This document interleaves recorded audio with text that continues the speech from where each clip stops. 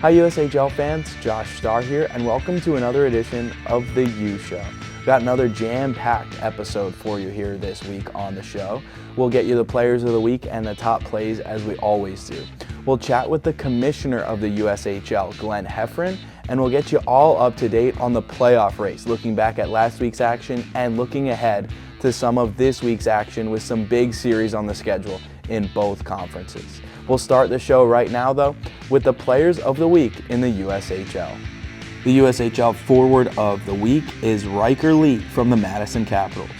Overall, with 3 goals and 5 points in a 3-game weekend in Plymouth against USA, Lee had 2 two-point games Saturday and Sunday in wins for Madison. Overall, Lee has 27 goals and 60 points. That ranks 3rd in the USHL. The USHL defenseman of the week is Maxon Vig from the Cedar Rapids Rough Riders. In 2 games last week, 2 goals, 4 points for Vig, including a 2-goal, 3-point performance on Saturday against the Lincoln Stars. Those 3 points tie a career high for Vig, who has 8 goals and 26 points overall this season. The USHL goaltender of the week is Stephen Peck from the Muskegon Lumberjacks. 2-0 with a .938 save percentage in a weekend in Fargo against the Force for the Lumberjacks. On Friday, 24 for 25, and then on Saturday, 21 saves on 23 shots. Now for Peck, 4 straight wins and 6 straight decisions that are victories for Muskegon. Overall, 16, 5-2-3, and 4th in the league with a .908 save percentage, and 2nd with a 2.48 goals against average. 3 great performances by those USHL players of the week. Looking back now overall at last week's action in the USHL, we'll get to a goal streak in the Western Conference by an individual player coming up.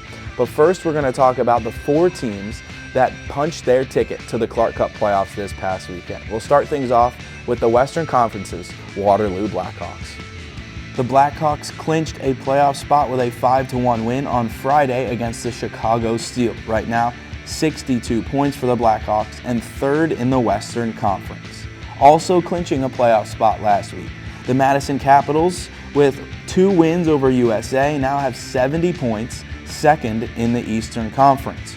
Just behind in 3rd with the same amount of points, the Muskegon Lumberjacks with a sweep in Fargo, again 70 points and 3rd in the Eastern Conference for the Lumberjacks. Another Eastern Conference team that clinched last week, the Youngstown Phantoms. They split a series in Sioux Falls, now have 69 points and are 4th in the Eastern Conference, with the East having the 2nd through 4th place teams all separated by a single point.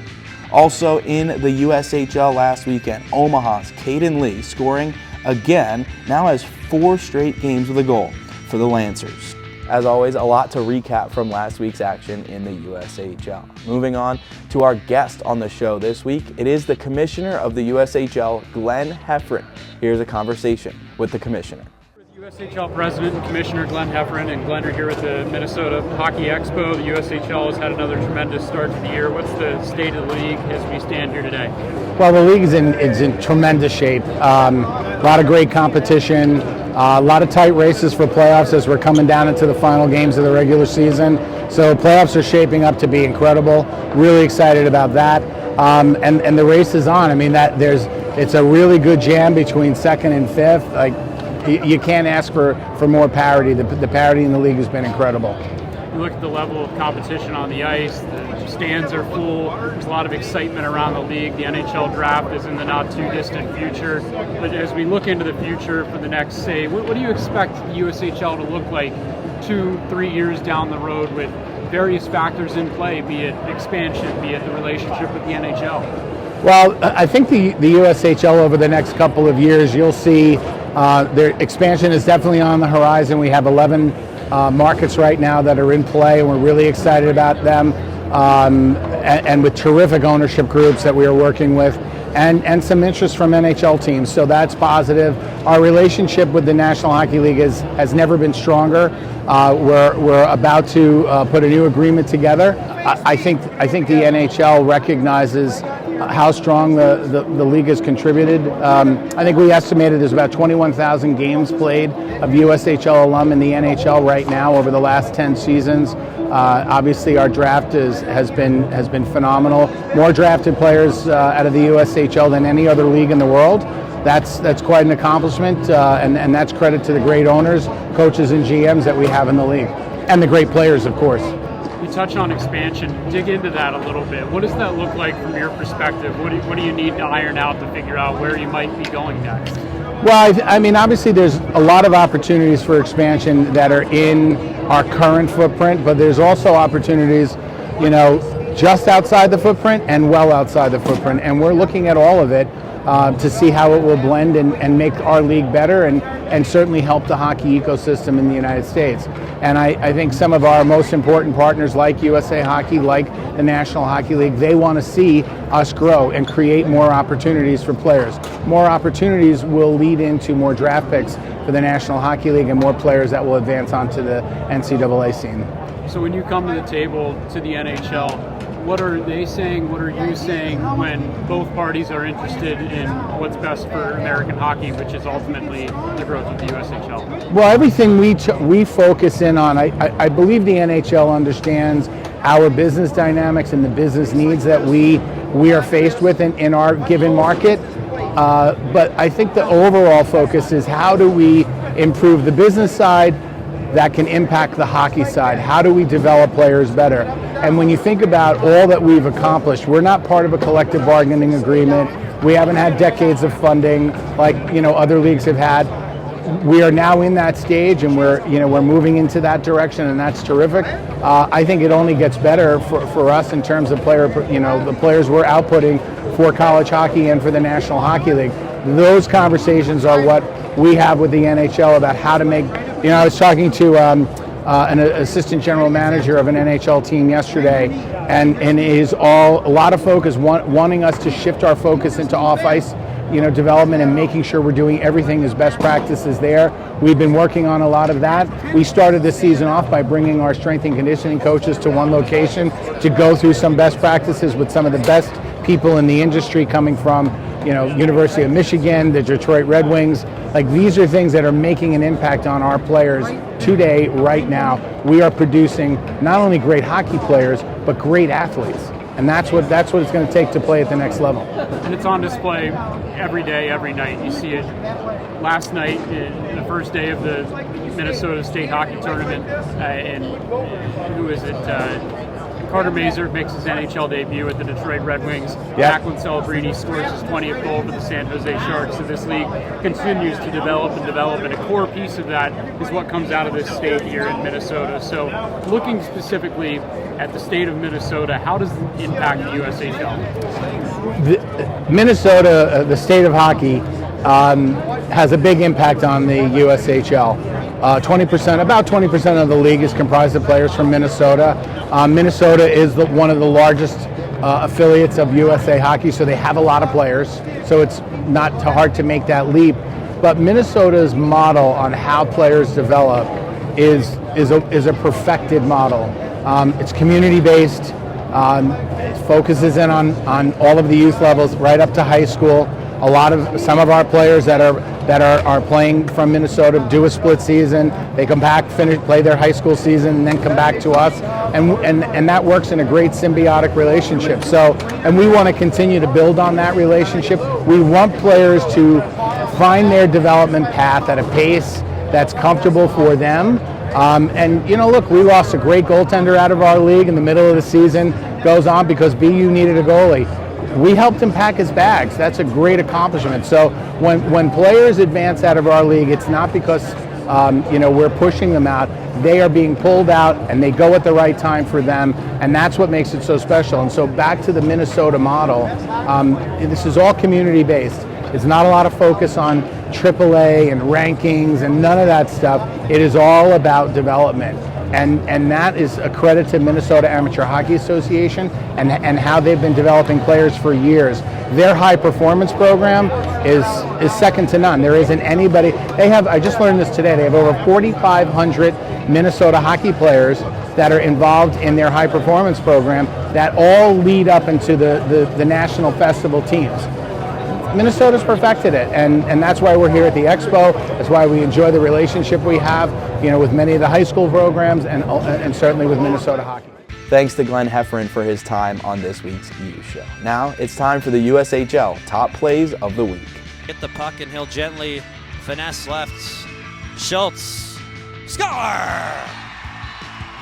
Massa, tired penalty kill unit out there for the Storm. 40 seconds to go.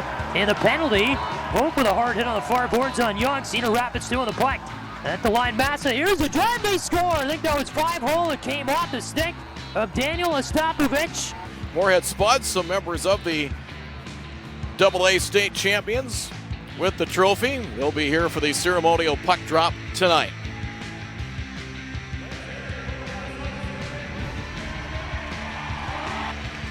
They will have the ceremonial puck drop this evening.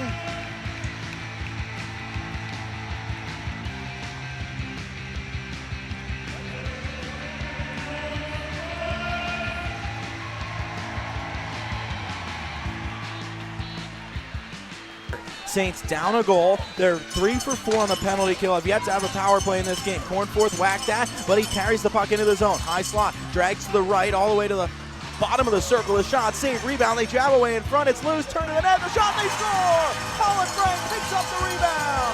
It's a 3-3 game. His second of the night. Colin Frank ties it up early in the third. 2:44 in. Here is Sioux City banging forward. Here's Martino with View looking. View shot and a goal!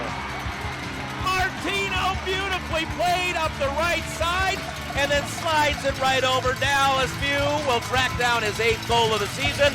Sioux City strikes at the 9-minute, 55-second mark. Just nothing you can do. No. In front of the net.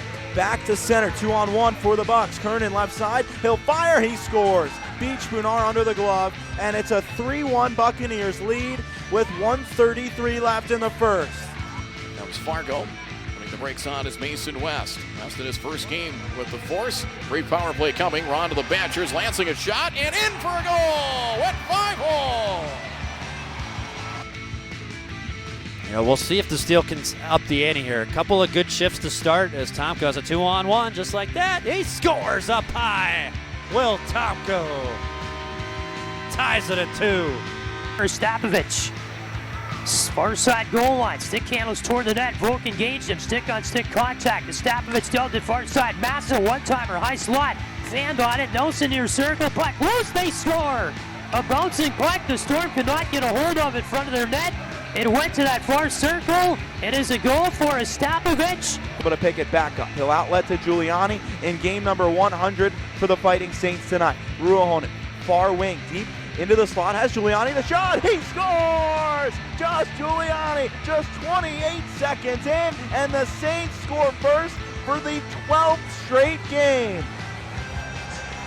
Last Saturday night, it was Ruohonen, 16 seconds in. Tonight, it's Giuliani, 28 seconds in, and Josh has his 20th goal. To Carcone across Sheloff.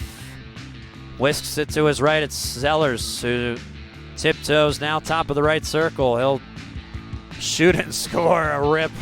Zellers ties it at 3. Another power play goal for the Gamblers. Number 39 for Zellers. Okay, fortunately. Pelletier to Oliver. Restor. He scores! Dashiell Oliver puts Lincoln back in the lead. What a shot. With 8:13 to go in the second period. Crossfree to Yurichuk. Fake shot pass. Dallatini tap it. Tomko. Steel lead at 4-3. Power play goal. Second of the night for Tomko. He's again near circle. In the slot, this is Massa. Far circle, McNellis. Side of the net, they work it to Ostapovich. Massa, give and go McNellis. Massa, slot shot, wide of the far side of the net, came off the end boards and they score. Blasted in there, just off the far post by Ostapovich. He was positioned.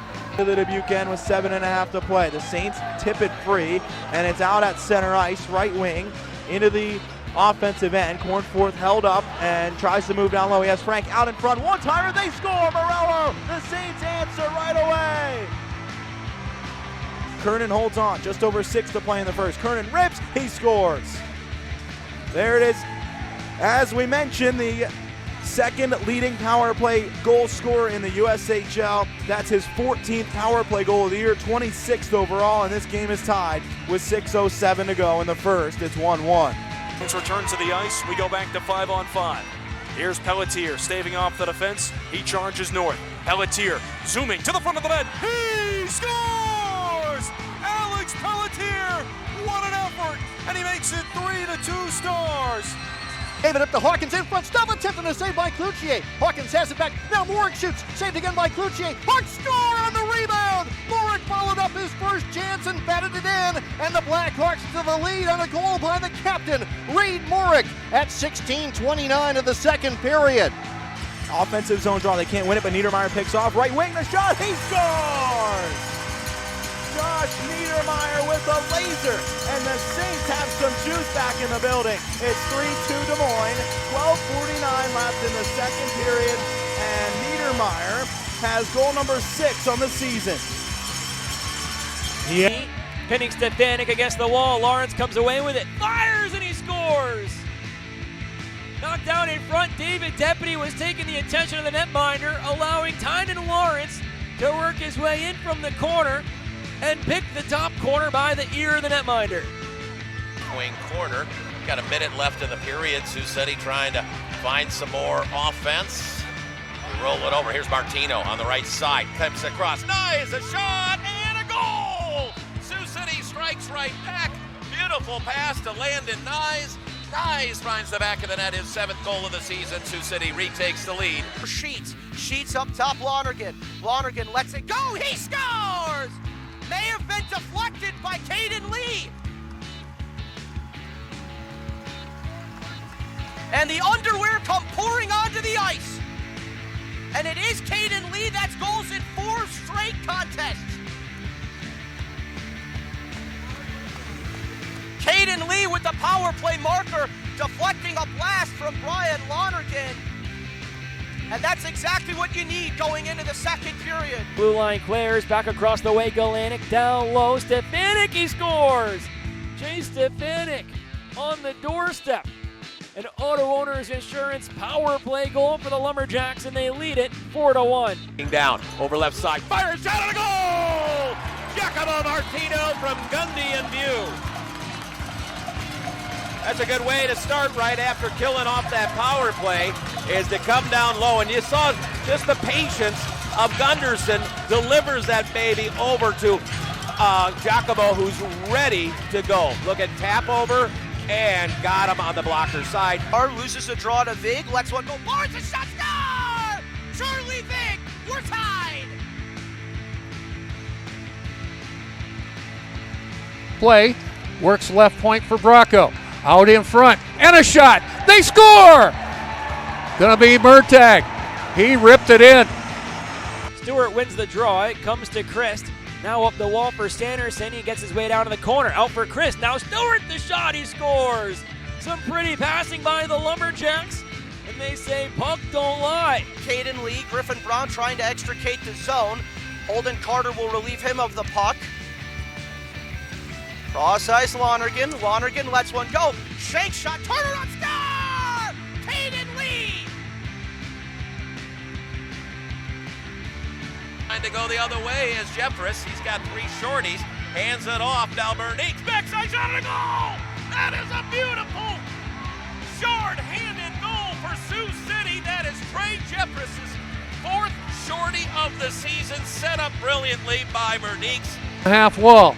Deep into the corner. Michaud tying up his man. Bell in behind the net against Barabanov, who lost an edge. Bell a shot. Score! One-on-one battle there. And Bell beat Barabanov behind the net, went left side and snapped it in. Isn't that the play? It's storming over the line here in the left wing with 30 seconds to go in the second.